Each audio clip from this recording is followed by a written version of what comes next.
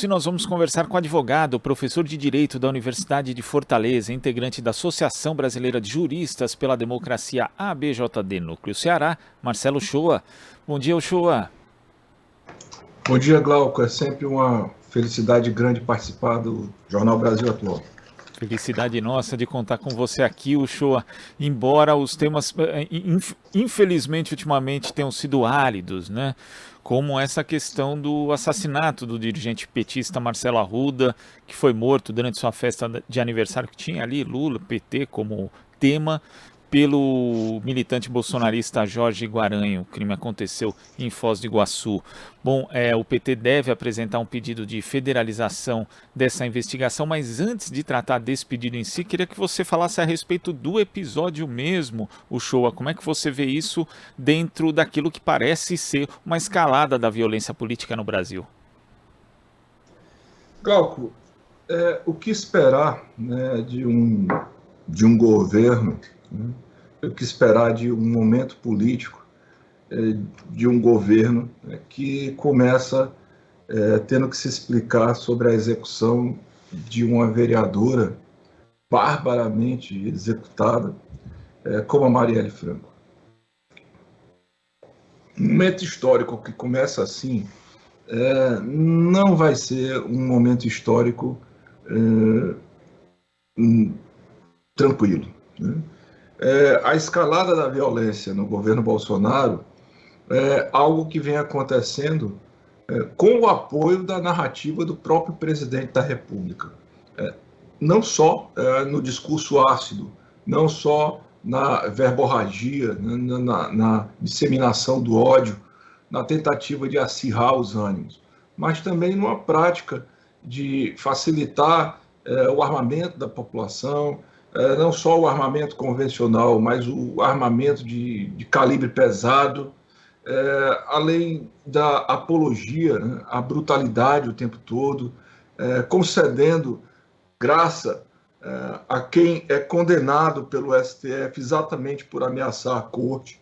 Então, o episódio bárbaro que aconteceu em Foz do Iguaçu, em que um militante do PT, não só um militante do PT, um pai de família, comemorava o seu aniversário e é assassinado na frente da esposa, dos filhos, e deixa aí família para criar, isso é produto de um momento que está sendo criado no Brasil, e para o qual nós estamos dando uma certa conveniência, na medida em que, do ponto de vista legislativo, não se vem pensando medidas para conter isso, e judicialmente também, talvez pelo temor das ameaças de não existência de eleições, né? A gente não está...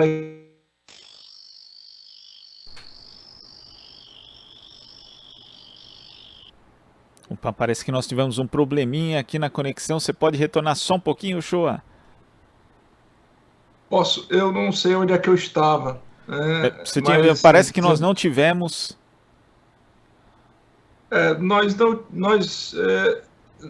Eu lamento dizer que o fato que aconteceu agora com o Marcelo em Foz do Iguaçu, eu lamento dizer que não será o último, né? Enquanto medidas efetivas não forem tomadas no Brasil em relação a essa violência política, nós estaremos outras vezes, você me convidará aqui para comentar sobre situações tão chocantes, tão bárbaras e tão tristes, né? Agora, em relação à questão da federalização, né, o PT deve fazer uma reunião hoje com o Procurador-Geral da República, Augusto Aras. A expectativa é que seja, inclusive, rejeitado o pedido de federalização da investigação. Inclusive, a gente falou aqui a respeito disso na escalada, dizendo que já havia sido rejeitado, mas não existe a perspectiva de rejeição desse pedido de federalização, porque, segundo auxiliares de Augusto Aras, o procurador não enxergaria aí uma grave violação dos direitos humanos nesse caso. Mas, dado inclusive algumas investigações inconclusas em relação a atos parecidos, né, com motivação política, seria importante essa federalização, Shoa? Olha, Glauco, a federalização, salvo engano, ela foi produto da emenda 45 de 2004, né? A federalização de crimes relacionados a direitos humanos. E a ideia da federalização era você retirar do ambiente em que é tumultuado, em que a busca pela solução relacionada àquela circunstância criminal estivesse dificultada por força dos vetores, né, locais contrários à apuração. Então, a ideia de federalização foi de você garantir uma abordagem mais livre, mais isenta e tal. Você já está me dizendo que é possível que seja rejeitado porque o PGR não vê razões para a federalização. Aí eu lhe pergunto, federalizar o crime nessas circunstâncias em que o próprio Ministério Público Federal já está dizendo que não tem cabimento à federalização, honestamente, viu, Glauco, a experiência tem me mostrado que, por exemplo, uma situação foi o caso da irmã Dorothy, né, no interior da floresta e tal, uma repercussão internacional. Nesse caso, independentemente da federalização ou não, o que nós precisamos fazer é pressão, né? É acompanhar de perto, independentemente de quem seja. Se for um magistrado federal ou mesmo um magistrado local, delegado local, cobrar, por exemplo, a delegada que estava apurando o crime já se viu que era alguém que tinha uma identidade partidária acima do suficiente pelo Bolsonaro, acima do suficiente para a gente achar que possa desenvolver um trabalho de forma isenta. Porque também não basta ser bolsonarista, não basta ser petista, você tem que mostrar, assim, agora, quando a pessoa se excede, quando começa a ser irracional na forma de fazer política, está localizado, pois já foi localizado ali a delegada. Então a gente tem que ficar em cima, viu, Glauco? Eu espero que esse pedido seja acolhido. Pega muito mal para a Procuradoria da República ser contra algo que normalmente tem sido favorável. Agora, inclusive, né, quando a gente pensa que houve já outros atos desse nível, a gente pensando, por exemplo, em 2018, quando teve uma caravana do ex-presidente Lula que teve um dos ônibus atingido por 2 tiros, né? Inclusive houve uma investigação por parte da Polícia Civil do Paraná que o Ministério Público disse que foi inconclusiva, ou seja, não se chegou ali a quem praticou, na verdade, esse ato, né? E a gente lembra o show aqui, à época, inclusive, o então candidato Jair Bolsonaro ironizou o atentado dizendo que ele teria sido forjado por próprios integrantes do PT, fazendo uma acusação sem base em prova nenhuma, inclusive. Interessante ele fazer essa alusão aí, atentado forjado à época, né? E também, na prática, o que chama atenção foi que teve muito pouca repercussão aquilo, um atentado grave, que a gente imagina que se acontece com um candidato à presidência dos Estados Unidos ou com um ex-presidente dos Estados Unidos lá, teria uma repercussão enorme na imprensa, e aqui não. Houve algo muito comedido, inclusive um ônibus que tinha jornalistas e mesmo assim poucas associações de classe à época se manifestaram em relação a esse fato. Você acha que também isso demonstra duas coisas, não só a precariedade da investigação em relação ao fato muito grave, mas também que ali a forma com que esse fato foi tratado pela mídia e pela sociedade de uma forma geral, que estava muito tomada pelo sentimento antipetista, acabou produzindo essa violência que a gente vê hoje? Sem dúvida, viu, Glauco? E há outros fatos. Veja só, um cidadão aparece na internet atirando no Lula, num alvo que ele diz, olha, Lula, esse aqui é você, esse aqui sou eu. Se você aparecer na minha frente, eu vou fazer isso aqui. Pá, pá, pá, pá, pá. A questão foi levada à justiça e a justiça decidiu que era liberdade de expressão. Nesse mesmo, agora, Glauco, você está falando, você relata aí um fato da caravana. Agora, na semana passada, no final de semana, na Cinelândia, houve um atentado terrorista. Quer dizer, uma pessoa conseguiu entrar com uma bomba caseira de fezes, né? Mas conseguiu entrar naquele espaço próximo ao Lula. Na semana anterior, Aconteceu um ataque também em Uberlândia. Quer dizer, a sociedade está vendo a democracia ser ameaçada constantemente. Nós estamos aqui esperando o pior, né? Essa é que é a verdade, né? Agora, lá atrás, quando houve o ônibus na caravana, né, o atentado à bala, né, a tiro, se tivesse havido algum tipo de repercussão, do ponto de vista jurídico, já havia possibilidade de você coibir aquilo, porque, veja só, a Constituição da gente, no artigo 1º, ela consagra o pluralismo político. No artigo 3º, ela diz que é objetivo da República promover o bem de todos, sem preconceitos, isento de qualquer forma de discriminação, né? E a discriminação política é uma discriminação. O artigo 5º, ela fala de forma precisa, né? De forma conclusiva, que a lei vai considerar crime inafiançável várias tipologias criminais, inclusive o terrorismo. O artigo 5º, no artigo 44, vai dizer que é crime inafiançável também as ações armadas contra o Estado, né? E aí a gente tem uma lei antiterrorismo, né? Que é a Lei 13.260 de 2016, que explica o que é terrorismo, que estabelece uma possibilidade punitiva, agora, que não coloca especificamente como terrorismo o crime político. Então a gente está titubeando, embora haja condições de você apurar e coibir, né? O caso, por exemplo, em Foz do Iguaçu, não há dúvida de que houve ali um homicídio, né? Um homicídio que foi premeditado, inclusive, com as condições de qualificações. Eu não sou criminalista, mas imagino que elas existam, né? De forma torpe, na frente de uma família, enfim. Mas a gente precisa fortalecer a ideia da intolerância política e do crime político, que é o que está acontecendo, Glauco.